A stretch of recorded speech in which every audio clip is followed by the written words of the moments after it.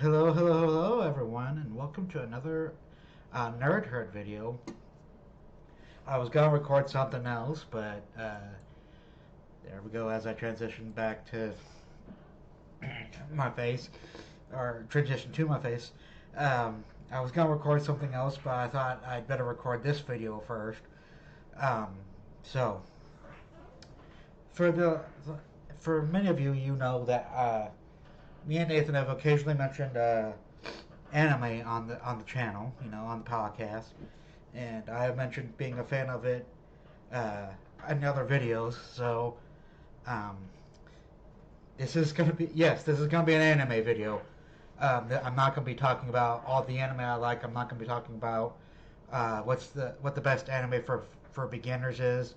Um, P.S. It's probably either Dragon Ball. I'd either see that's Dragon Ball or Pokemon, but that's what I would suggest. Is those are simple stories of people, fighting and friendship and all that junk.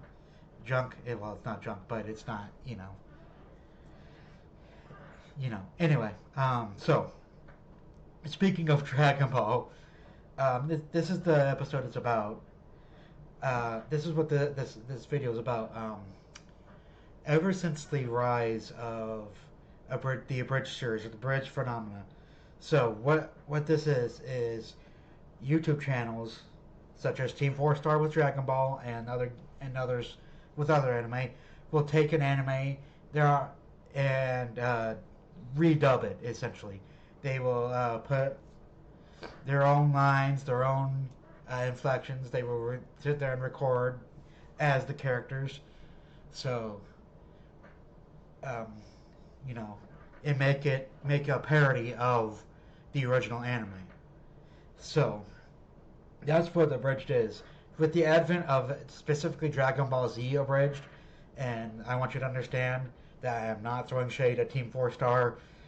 They did an incredibly good job. There are points where I actually like what they did over the original, but that's a matter of personal opinion. I'm not throwing shade at them whatsoever.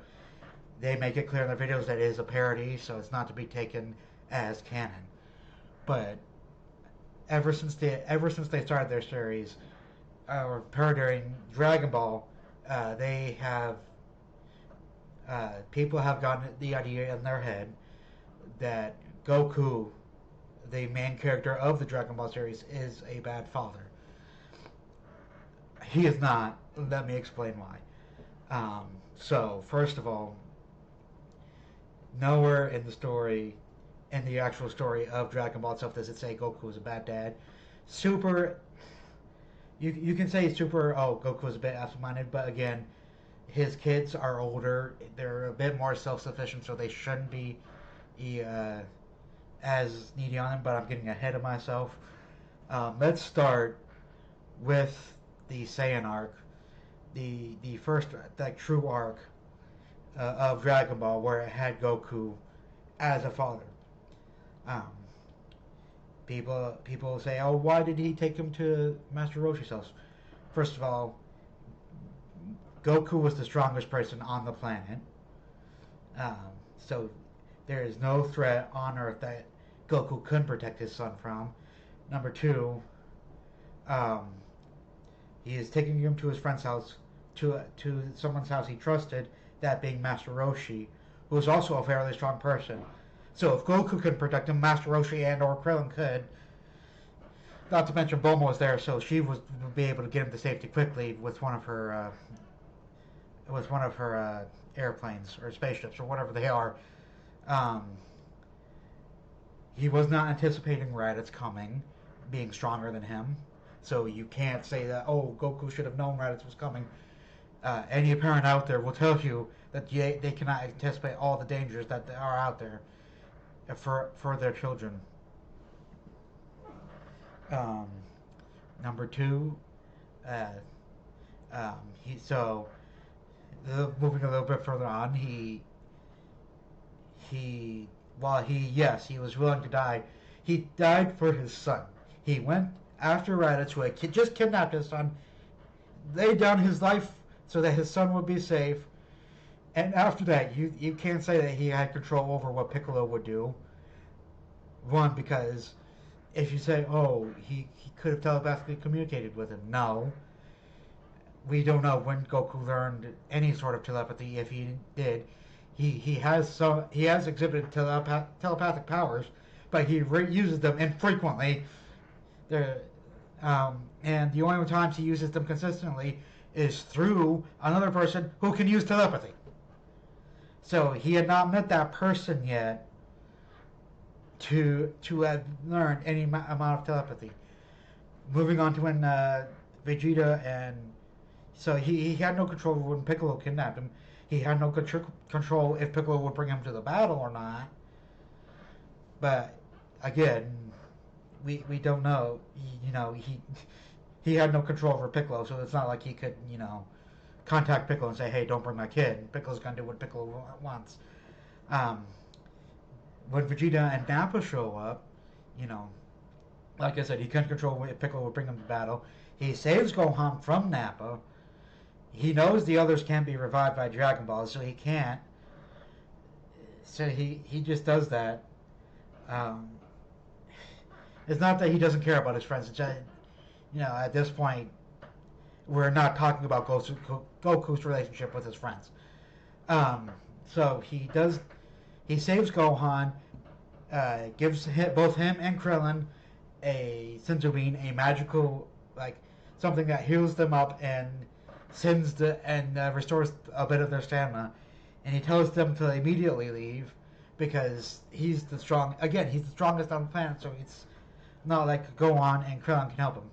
It's not his fault that Gohan, of his free will and own volition, decides to go back and help his dad.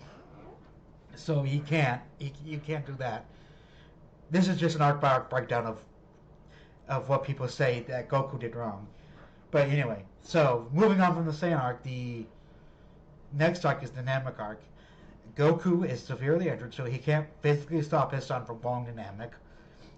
On top of that, his son makes it evidently very clear very early on that he wants to go to Namek. And number three, Goku, he would be going with Goku's two best friends.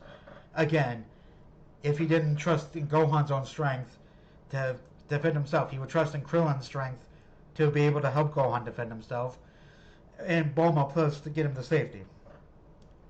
And again, the Namek is a mostly peaceful planet.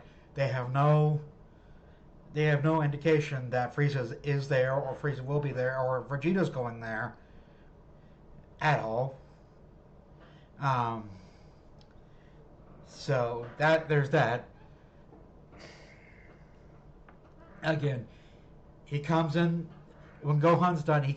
When Gohan's down. He comes in, gives him a senzu bean, and heals him, and tells him to leave. Like, people forget when Goku thinks Gohan is in imminent danger and Gohan can't help or defend himself. Goku just straight up tells Gohan to leave. He does that these first two arcs. He tells Gohan just to take. He tells him to take Piccolo and leave. Two, he just tells Gohan to leave during the Saiyan saga. So keep that in mind. And so we get to the arc that has the most, damning type of thing, condemning stuff for Goku as a parent. Okay, first of all, he trains with his son for 3 years to grow strong, to make his son grow stronger, to make sure if and when these androids do show up, it doesn't end up like he doesn't end up dying. So I think that's the part people don't talk about is, anyway, when Trunks says he's only a survivor, Goku must know that Gohan's not a survivor. Number two,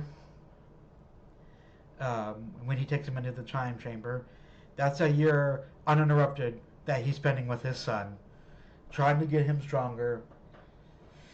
And by the end of the arc, what happens? Yes, Goku gives Cell a senzu bean, but that's because he wants to push his son further. He wants to push his son. This is the one mistake he makes. And if you're thinking parents are perfect, no. But this is a mistake that Goku makes, is misunderstanding who Gohan is as a person. But Goku eventually figures it out and is willing to help Gohan. He just doesn't get the chance. Um, Number two, it keeps going.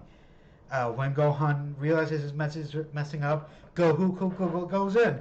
As soon as he get Goku, blah, as soon as Goku gets the opportunity, he helps Gohan out and sacrifices himself doing it.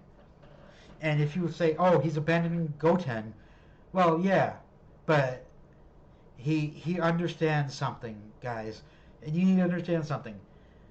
Goku figured out that the last three threats that came to Earth, the Saiyans, the Frieza, when he turns out he wasn't dead, Frieza comes back, and then they're warned about the androids, and Cell are all come or are made by because of Goku. So Goku figures, hey, if I stay dead, maybe my second son won't have to be like my older son, who's had to fight all his life. Then we get the Buu saga. Again, Gohan's fully grown, and you can see Goku instantly loves Goten as soon as he meets him. And the reason Goku is staying dead is again because he wants the next generation to take control. So that's really all I had for this. Oh, that's the wrong one. Sorry, I hit a button. But anyway, that's all I had for this video. Again, I mentioned Super. Um, Goku's kids are self-sufficient. They shouldn't need his help. He does get a job to support his family, so add that to the pile. Anyway, see you guys later.